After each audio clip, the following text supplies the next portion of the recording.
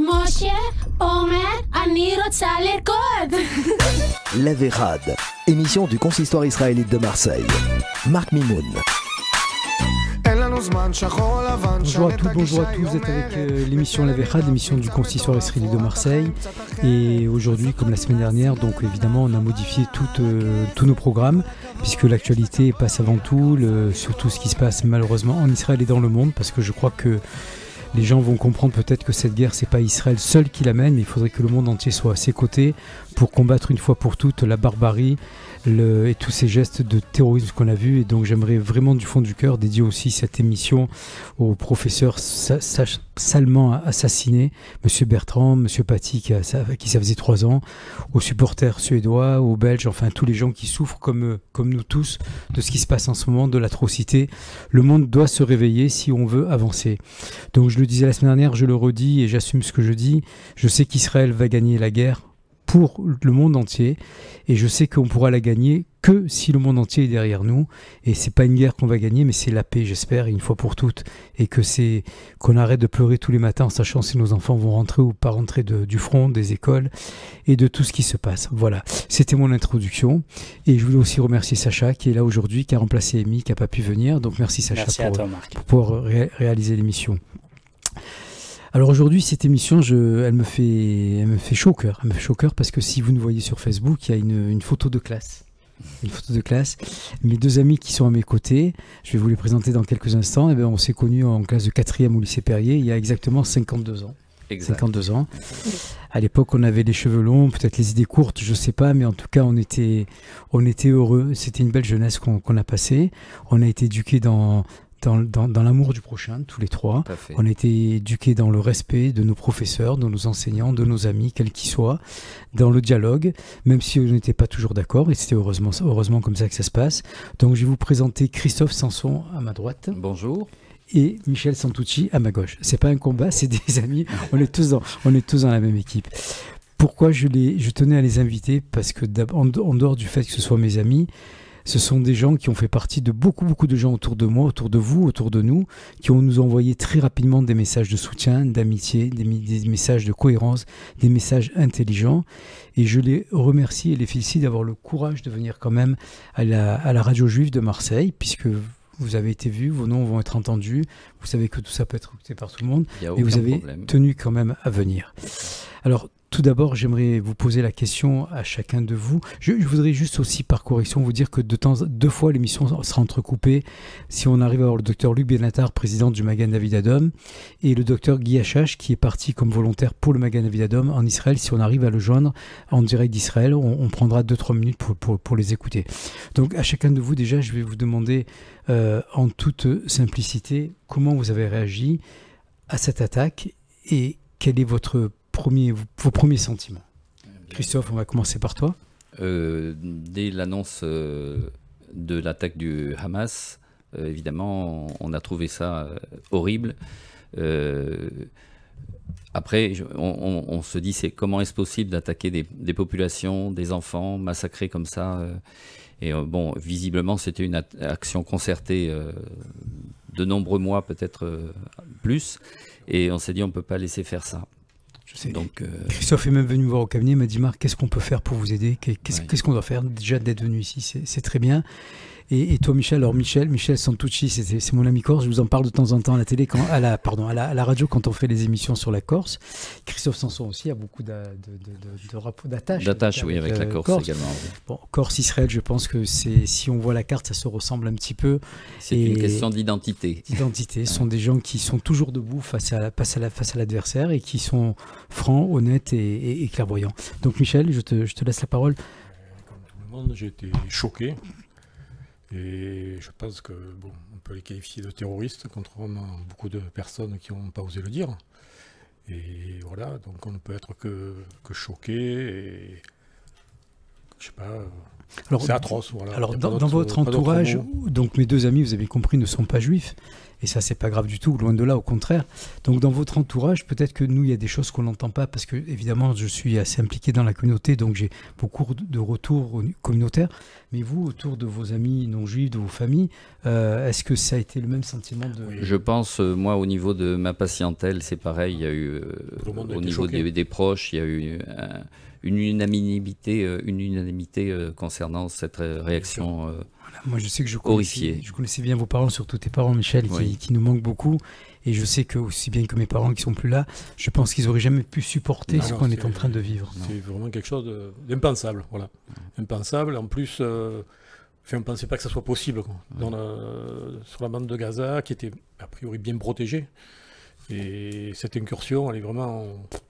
Je sais pas, on a du mal à expliquer. C'est Oradour-sur-Glane, ça rappelle à des choses qu'on ne pensait pas pouvoir... voilà. Alors, puisque vous êtes là tous les deux, je vous laisserai vous aussi, si vous voulez, comme des chroniqueurs, me poser des questions peut-être sur des choses que vous ne savez pas ou vous pensez ne pas savoir. C'est avec plaisir que je vous répondrai si je peux le faire pour vous donner des... Parce que quand on écoute les télévisions, je m'aperçois que beaucoup de gens qui passent à la télé ont beaucoup de carences au niveau de la géopolitique en Israël. Absolument. Beaucoup oublient que Gaza, c'est quand même un territoire autonome. Beaucoup oublient que quand Begin a signé la paix avec Sadat en 1979, quand Golda Meir, cette grande dame, avait dit à Sadat « Je ne vous en veux pas de nous avoir fait la guerre, mais je vous en veux d'avoir été obligé de tuer des vôtres. » Quand elle a dit « Je préfère les condamnations que les condoléances », à l'époque, Begin avait dit à Sadat « Voilà, on te rend le Sinaï et Gaza. » Et Sadat a dit, il n'en est pas question. On ne veut que le Sinaï. C'est-à-dire, Sadat est un homme certainement très intelligent et très, très prophète. Visionnaire, peut-être. Et il savait que Gaza n'était qu'un cancer au niveau de cette géographie. Et bon, Begin a quand même accepté. Et donc après, c'est Sharon qui a donc rendu le territoire autonome en 2006 à l'encontre de beaucoup de choses, beaucoup de problèmes qui ont eu lieu. Et aujourd'hui, on demande à Israël d'être responsable d'un peuple qui veut qu'une seule chose, c'est la destruction de l'État d'Israël. Voilà. Tout à fait. Donc ça, je me remets les points là-dessus. Et ça, c'est assez immonde. C'est-à-dire qu'on se trouve aujourd'hui responsable d'une partie des gens qui vivent à Gaza. Et croyez-moi que ces gens qui vivent à Gaza ont voté pour le Hamas. D'accord. Donc, au niveau des journaux télévisés, on est en train d'essayer d'inverser la position, d'inverser les faits pour devenir des bourreaux et non plus des victimes. Et ça, Israël, je pense qu'aujourd'hui, j'espère qu'il va avoir l'intelligence de mieux communiquer que d'habitude, parce que l'État d'Israël est un pays où l'humanité passe avant tout. Et vous verrez que des otages, on va en récupérer, j'en suis certain. Peut-être pas beaucoup, mais on va en récupérer, j'en suis certain. Et donc, n'a pas souvent assez communiqué là-dessus. Et j'espère qu'aujourd'hui, avec les moyens que nous avons, on va enfin essayer de faire comprendre tout ce qui se passe. Que pensez-vous, Christophe et Michel, de la position, de l'attitude de nos politiques français? Alors, je vais te répondre, mais avant, je voulais dire à propos de ce que tu disais et des médias, quand on reçoit des informations des médias habituels, enfin que ce soit les chaînes de télé classiques ou d'information, on a lieu de se méfier un petit peu de l'information parce qu'on ne sait pas.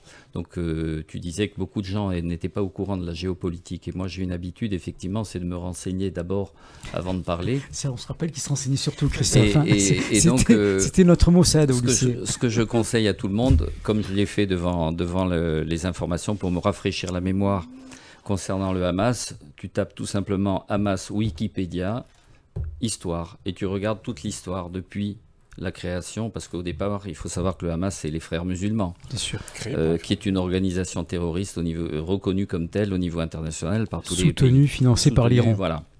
Donc déjà, il faut poser ça. Et puis ensuite, il faut savoir comment ils sont venus au pouvoir à Gaza. Je te rappelle, tu le sais sûrement, qu'avant, il y avait le Fatah de Yasser Arafat. Et le Fatah. Et ils ont balancé les membres du Fatah par la fenêtre.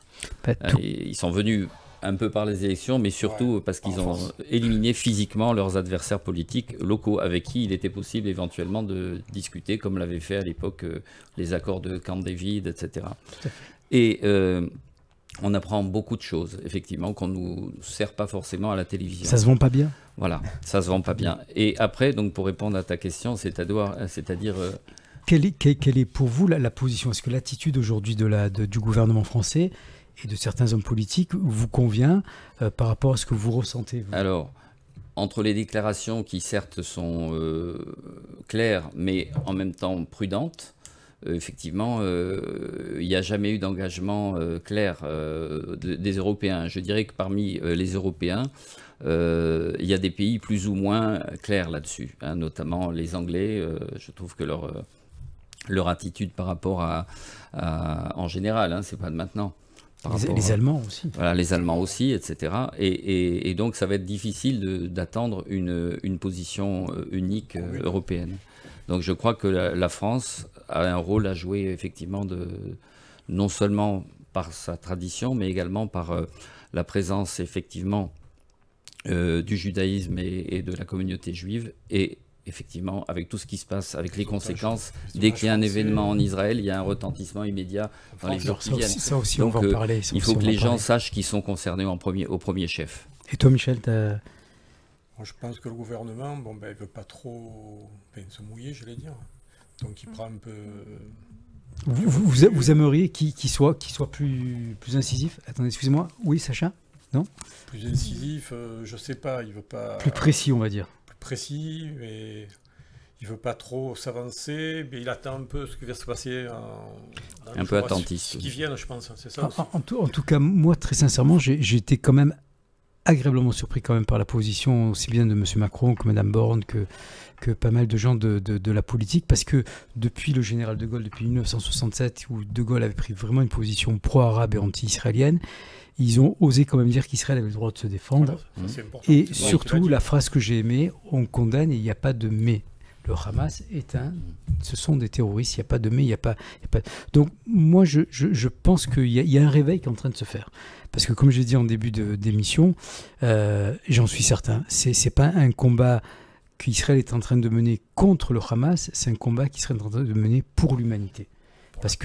Pour la paix, parce qu'on sait très bien que l'Iran est derrière tout ça, on sait très bien que la Syrie est derrière tout ça, on sait qu'il y a tous ces fous furieux qui sont prêts à crever des femmes et des enfants. Sacha, tu as quelqu'un? Je vais le prendre dans 30 secondes. Très bien.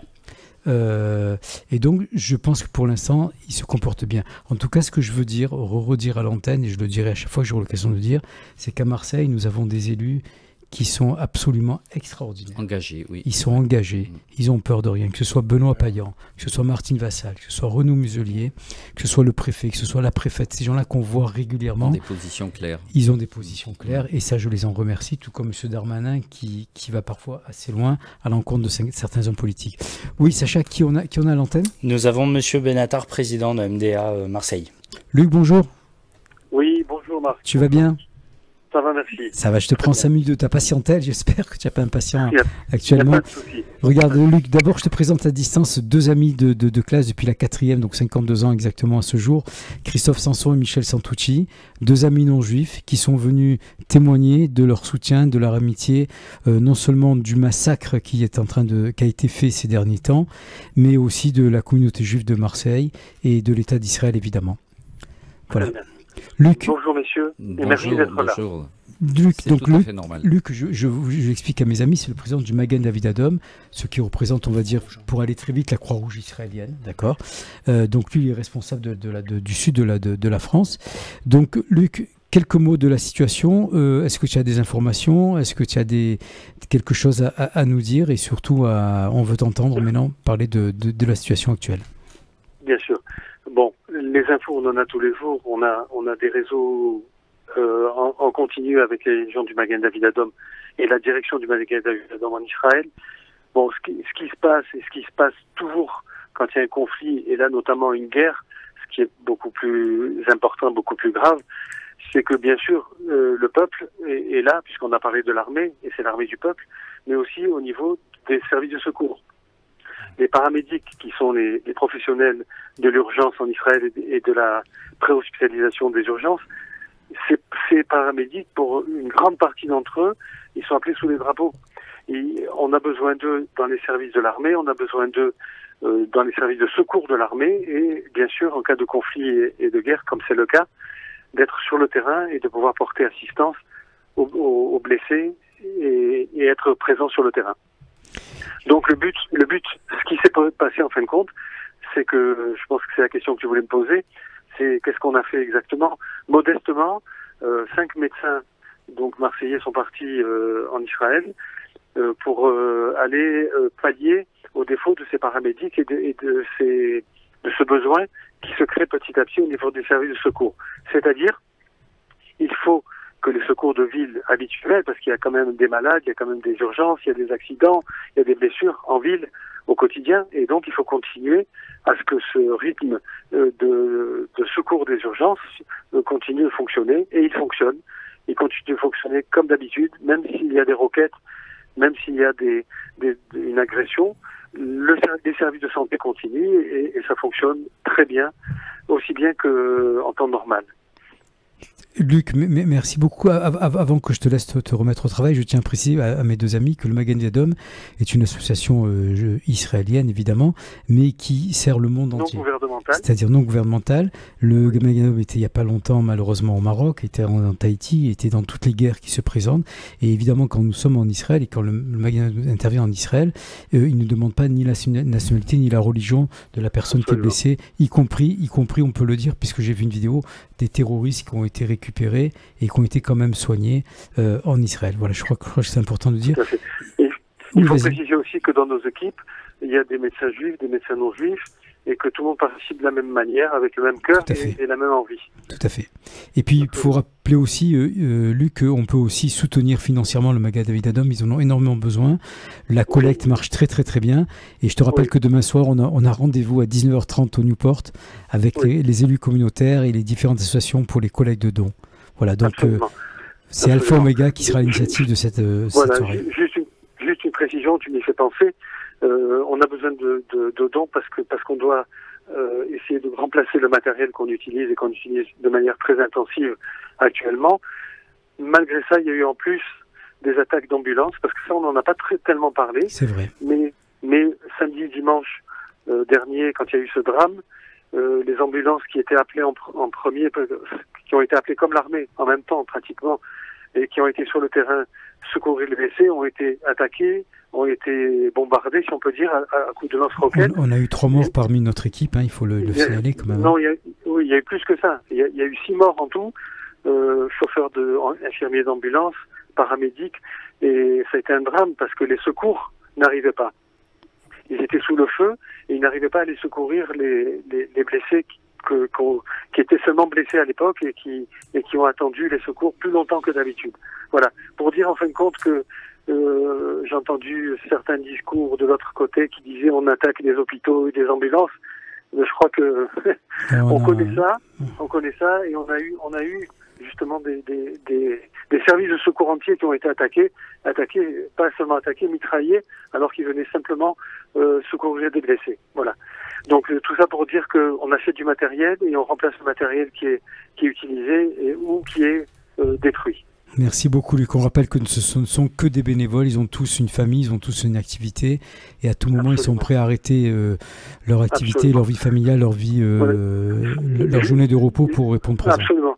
Et juste pour rajouter ce que tu disais, tous les bénévoles actuellement en Israël, entre 25 et 30 000 bénévoles, c'est-à-dire des gens qui sont présents, formés, non payés, qui ont une activité à côté, étudiants ou autres, sont sur le terrain aujourd'hui. S'ils ne sont pas dans l'armée, ils sont sur le terrain avec le Magen David Adom, pour ceux qui sont formés en tout cas. Donc c'est aussi une petite armée du secours qui est en marche et qui fera, on en est sur le boulot jusqu'au bout. Merci beaucoup, Luc. En tout cas, c'était au téléphone, Ilan, Shalom, Mordechai, tous nos formateurs, tu les embrasses très très fort depuis Marseille.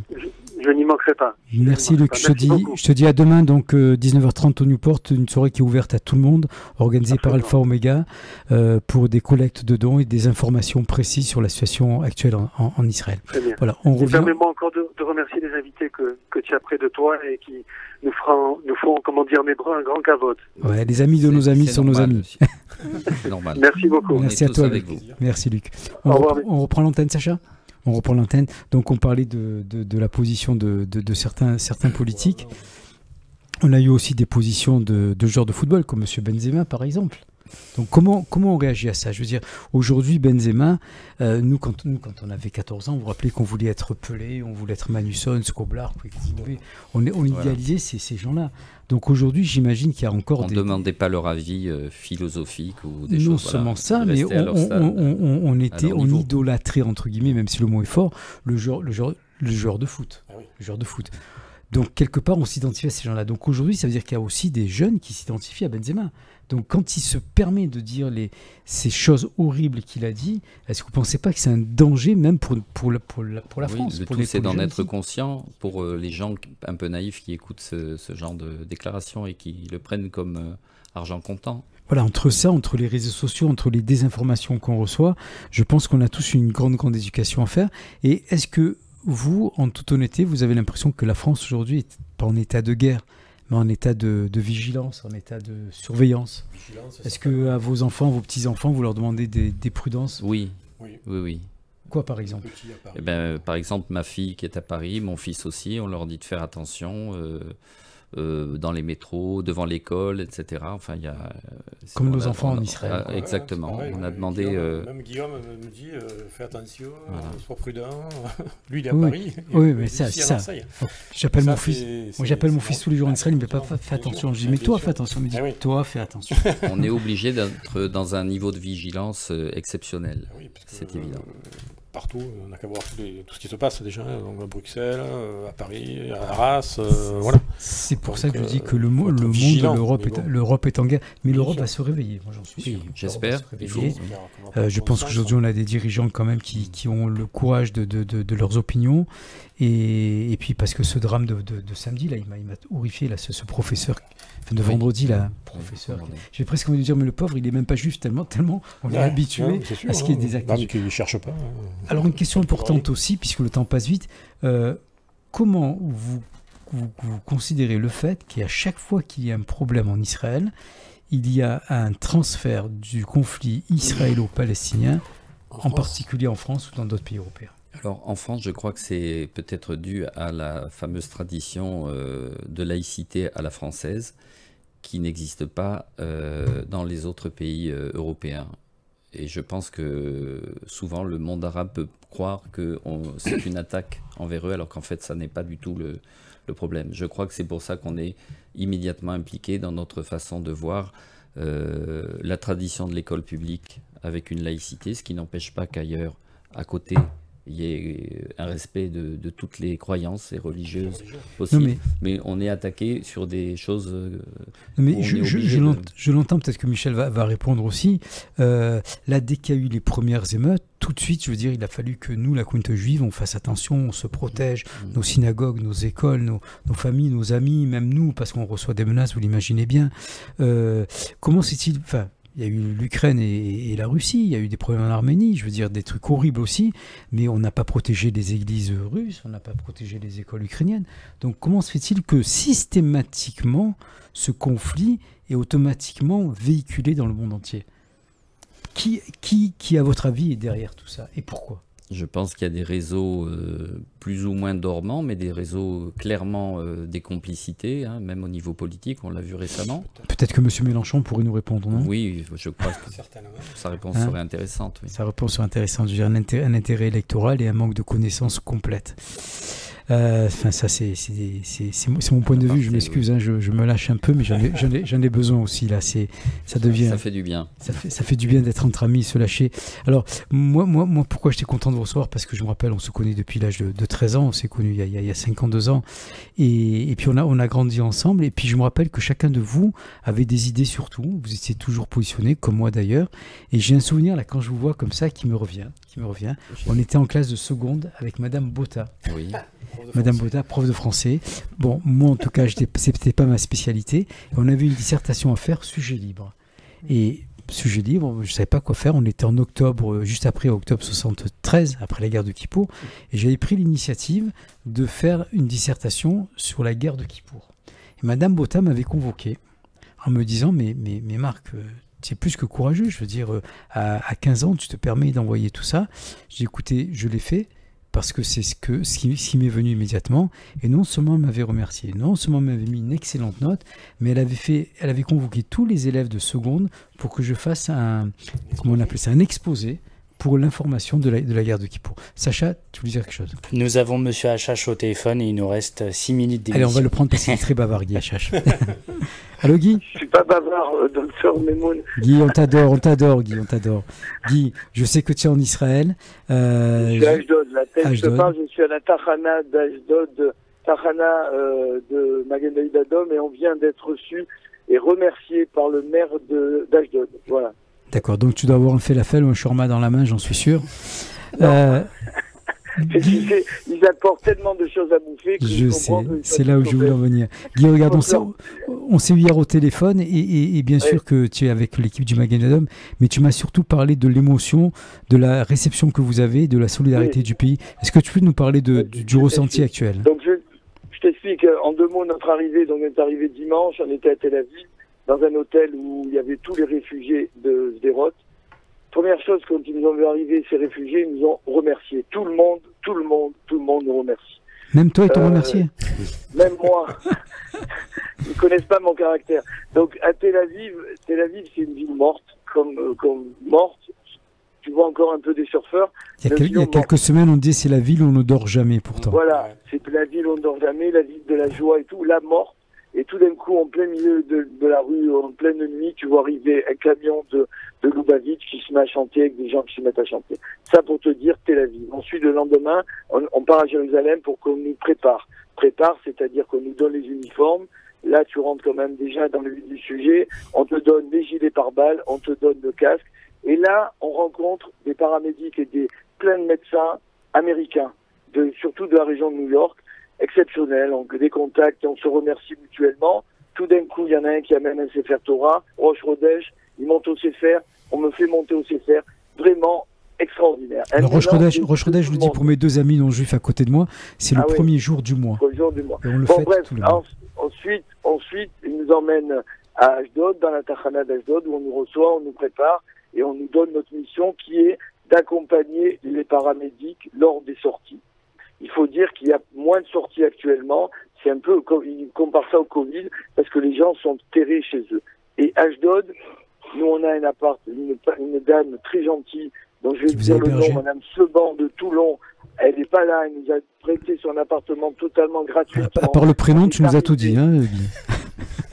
À part le prénom, tu nous as tout dit, hein. Oui, mais ça fait, je veux le dire. Non, bien sûr, bien sûr. Mal compris. Je veux la remercier. Bien Madame Seban de Toulon, elle a donné son appartement dans un immeuble. On a été accueillis par les gens de l'immeuble qui nous ont applaudi. On est rentré dans notre appartement et je peux t'assurer le défilé de gens qui nous ont apporté à manger, c'est incroyable. Tous les jours, on nous apporte à manger.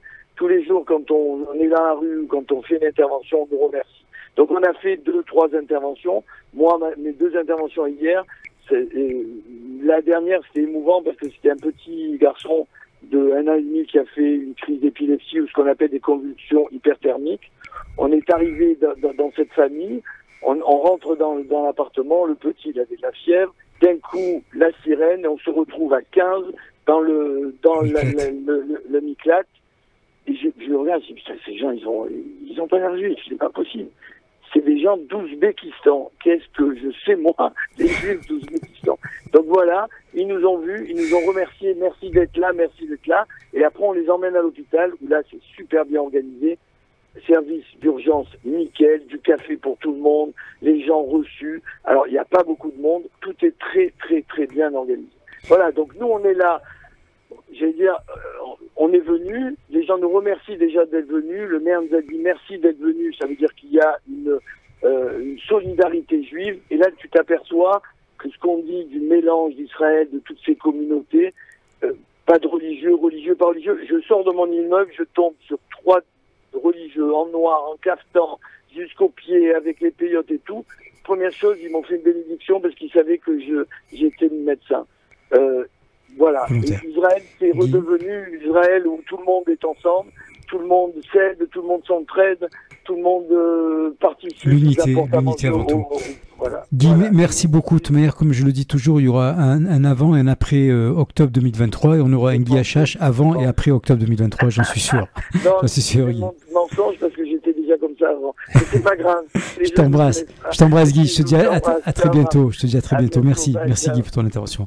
Donc voilà, donc, ce que je voulais aussi vous faire écouter en tant qu'ami, c'est malgré tout comme des témoignages sur place, On dirait. en période de guerre, quelqu'un qui est volontaire, et cette unité, cette fraternité qui existe entre toute la population juive, quelles que soient ses idées politiques. C'est-à-dire que en Israël, bon, vous le savez, j'y vais très très régulièrement.